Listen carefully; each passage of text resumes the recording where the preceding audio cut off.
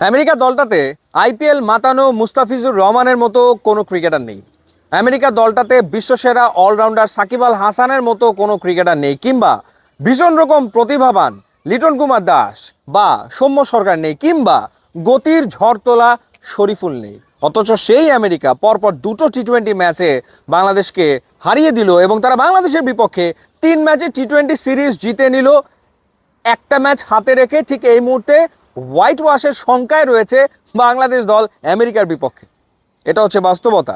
এবং আরও একটা দারুণ গৌরব অর্জন করেছে বাংলাদেশ। সেটা হলো কি? সেটা হলো টি-20তে বাংলাদেশ 100তম পরাজয়টা বরণ করেছে আমেরিকার বিপক্ষে।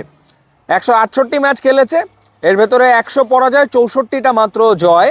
এবং এই 100তম পরাজয় কাদের বিপক্ষে? সেটা হলো আমেরিকার বিপক্ষে।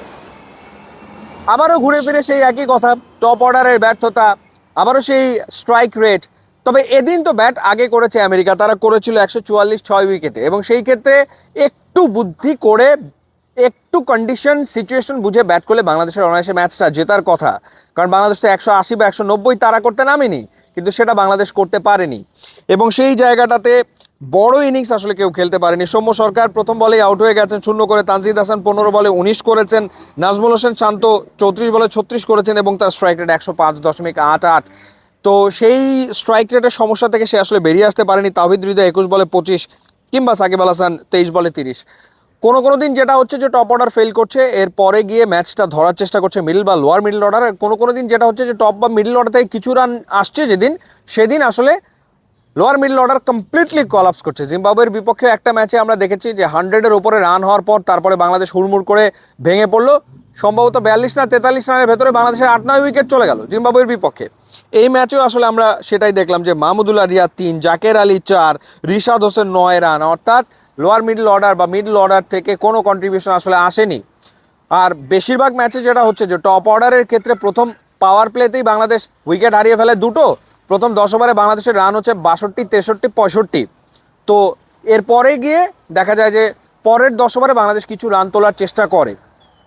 এই আসলে চলছে। শুধুমাত্র ব্যাটিং নিয়ে আমরা অনেক কথা বলছি, কিন্তু বোলারদের ব্যর্থতাও আসলে সেটাও লুকিয়ে রাখার কিছু আসলে নেই। যেমন মুস্তাফিজুর রহমান 4 ওভারে 31 রান দিয়ে 2টো উইকেট নিয়েছেন। সাকিব আল হাসান 4 ওভারে 35 রান দিয়ে কোনো উইকেট নেননি। হ্যাঁ, টি-20তে এগুলো ভালো ফিগার, ডেফিনেটলি আপনাকে বলতে হবে। কিন্তু প্রতিপক্ষ যখন আমেরিকা, তখন মুস্তাফিজের বোলিং তো আরও গোছানো হওয়ার কথা, সাকিব আল হাসানের বোলিং আরও গোছানো হওয়ার কথা, কিংবা শরীফের বোলিং আরও গোছানো হওয়ার কথা। কারণ প্রতিপক্ষ তো তুলনামূলক দুর্বল, কিন্তু সেটা আসলে হচ্ছে না। এবং সেটা না হওয়ার কারণেই বাংলাদেশ এক ম্যাচ হাতে রেখেই এই টি-20 সিরিজ হেরে গেল। বাস্তবতা হচ্ছে যে কোনো ব্যাখ্যা নেই, কোনো কারণ খুঁজে পাওয়া যাচ্ছে না কেন এরকম হচ্ছে। তো এখান থেকে বাংলাদেশ ঘুরে দাঁড়াতে পারবে কিনা কেউ আসলে বলতে পারছে না। ইউটিউব, ইনস্টাগ্রাম লিঙ্ক দেওয়া আছে, আপনারা যোগ দিলে খুবই খুশি হবেন। Thanks for watching.